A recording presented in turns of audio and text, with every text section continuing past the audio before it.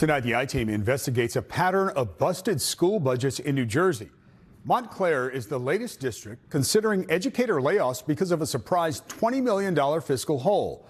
Chris Glorioso dug into years of internal audit reports and found the red flags that date back years.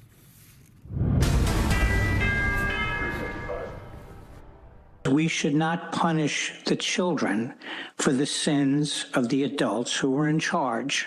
In front of the Montclair School Board, parents and students bewildered. I don't understand how we've gotten ourselves into this insolvency problem in the first place. In this suburb with some of the highest school taxes in New Jersey, a $20 million budget gap seemed to appear out of nowhere. The governor-elect, Mikey Sherrill, lives in Montclair. She wants to know what happened, too. We just somehow got into $20 million of debt in 1 year. Somebody's got to look at these books. I'm not saying that there's corruption, but there's certainly incompetence. For the last month, the I-Team has been looking at the books and audit reports that show in the 2 years before the deficit became public, there were unapproved transfers, misposted revenue and receipts, and multiple over-expenditures, all on the watch of former school board secretary Christina Hunt.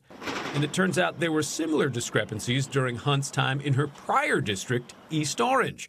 Here, audits found mispostings of revenue and receipts, budget lines overexpended, vendors paid in excess of approved bids. Hunt resigned from East Orange in 2022, and 2 years later, that district announced an $8 million budget gap. By that time, she'd taken the job in Montclair. She resigned from that post around the time that $20 million hole was discovered. But the I-Team caught up with her in her latest role. Good evening, Dr. Hovian, Ms. Turner, board members. Keeping the books in Penns Grove, Carneys Point, a school district more than 100 miles away in South Jersey. Thank you so much for your time. Christina Hunt declined an interview request. So in the public comment part of this school board meeting, we asked about the spending problems in her prior districts. Did you ever approve spending that was not authorized by your prior boards? She declined to answer our questions in or outside the board meeting. Who do you believe is to blame for some of the budget gaps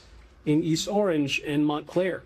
Christina Hunt has not been accused of criminal or intentional wrongdoing, but the Montclair School District has now filed an insurance claim seeking to recoup $500,000, alleging Hunt failed to faithfully perform and discharge her duties when she agreed to pay a food service vendor hundreds of thousands of dollars, even though there was no board resolution agreeing to it. I asked the new Montclair superintendent if the former bookkeeper spent public money without public approval. Is it your understanding that the former business administrator made unauthorized financial transactions? We can't address personnel. Were they authorized by the board?